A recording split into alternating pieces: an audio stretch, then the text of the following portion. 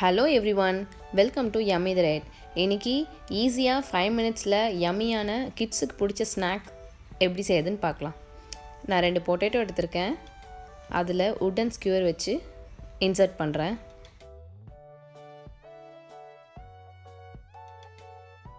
Insert பண்ணிவிட்டு இப்போ நம்ம கத்தி வச்சு ஸ்லோவாக டர்ன் பண்ணி ஸ்பைரலாக நம்ம கட் பண்ணோம். ரொம்ப ஸ்லோவாக பொறுமையாக பண்ணணும். அப்போ தான் அந்த ஷேப் அழகாக வரும்.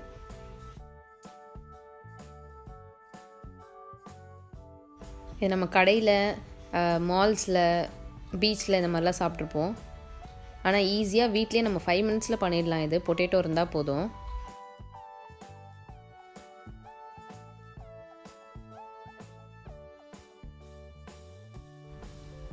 நல்ல தின் ஸ்லைஸாக கட் பண்ணிக்கணும். ஸ்லோவாக பொறுமையாக நம்ம டர்ன் பண்ணி கட் பண்ணணும்.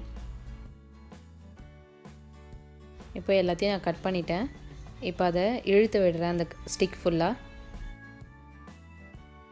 அதையும் ரொம்ப ஸ்லோவாக பண்ணணும், இல்லைனா நம்ம ஸ்பைரலாக கட் பண்ணி வச்சுருக்கிறது பிஞ்சிட்டு வந்துடும்.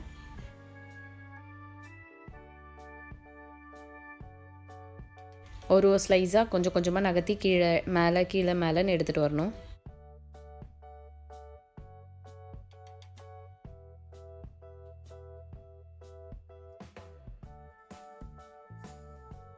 இந்த மாதிரி அந்த ஸ்குவேரை ரொட்டேட் பண்ணி நம்ம பொட்டேட்டோவுக்கு கீழே மேலே எல்லாத்தையும் இழுத்து விடணும்.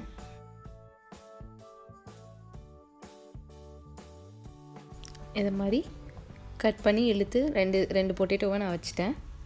இப்போ கோட்டிங் ரெடி பண்ணுறேன். அதுக்கு ஒரு பவுலில் 2 டேபிள் ஸ்பூன் மைதா போடுறேன். 1/4 teaspoon chilli powder, 1/4 teaspoon pepper powder மிளகுத்தூள், 1/4 டீஸ்பூன் கார்லிக் பவுடர் பூண்டு பொடி, அப்புறம் 1/4 டீஸ்பூன் உப்பு எல்லாத்தையும் போட்டு நல்லா மிக்ஸ் பண்ணிக்கிறேன். இப்போது கொஞ்சம் கொஞ்சமாக தண்ணி ஊற்றி லம்ஸ் இல்லாமல் நம்ம அதை மிக்ஸ் பண்ணி விடணும்.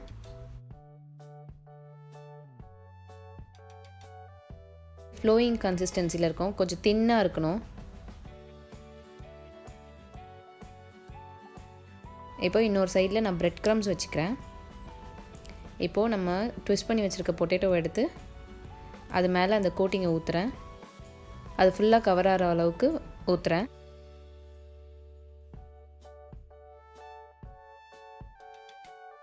இப்போ அது மேலே பிரெட் க்ரம்ஸை நான் தூவி விடுறேன். பிரெட் க்ரம்ஸும் நல்லா சுற்றி ஃபுல்லாக போடணும்.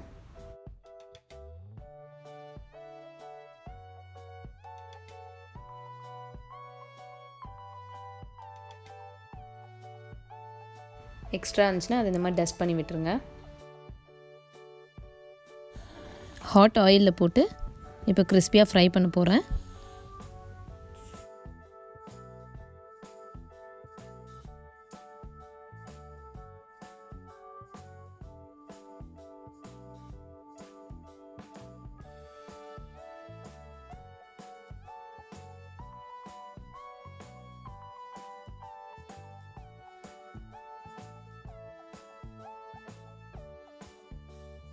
இந்த மாதிரி நல்ல கோல்டன் ப்ரௌன் கலரில் எல்லா சைடும் ஆகிடும்.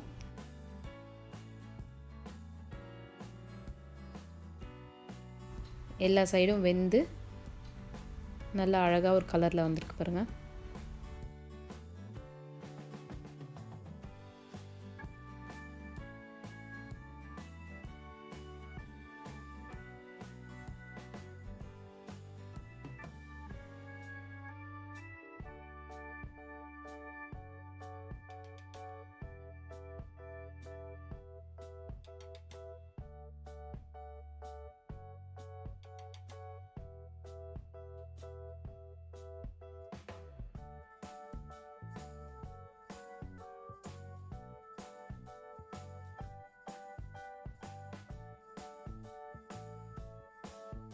இப்போ நல்லா வெந்துடுச்சு.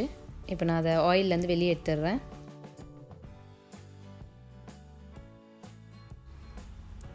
இப்போ சூடாக இருக்கும்போதே அது மேலே கொஞ்சம் சீஸ் போட்டு விட்டால் இன்னும் நல்லாயிருக்கும்.